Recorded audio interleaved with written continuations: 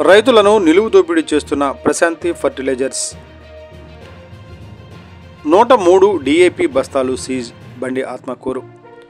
MRP ధర కన్నా అధిక ధరకు DAP బస్తాలను అమ్ముతూ రైతులను నిలువు దోపిడీ చేస్తున్న పార్నపల్లి గ్రామంలోని ప్రశాంతి ఫర్టిలైజర్స్ అండ్ పెస్టిసైడ్స్ దుకాణంపై అధికారులు మెరుపుదాడి చేశారు. ఈ దాడుల్లో 103 DAP బస్తాలను సీజ్ చేశారు. ఈ బస్తాల విలువ సుమారు 1,39,050 రూపాయలు. ఈ అక్రమాలకు పాల్పడిన దుకాణ యజమానిపై కఠిన చర్యలు తీసుకుంటామని మండల వ్యవసాయ అధికారి ఏఓ పవన్ కుమార్ తెలిపారు.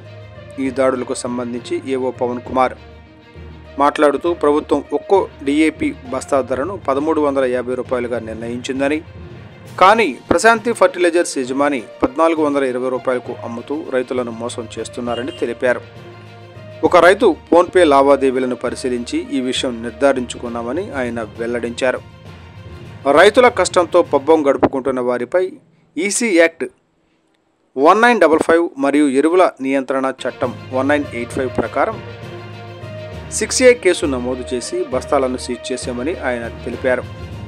మరింత మంది అక్రమార్కులపై చర్యలు తీసుకుంటాం. రైతులను మోసం చేస్తున్న వారిపై తమ నిఘా కొనసాగుతుందని ఏఓ పవన్ కుమార్ స్పష్టం చేశారు.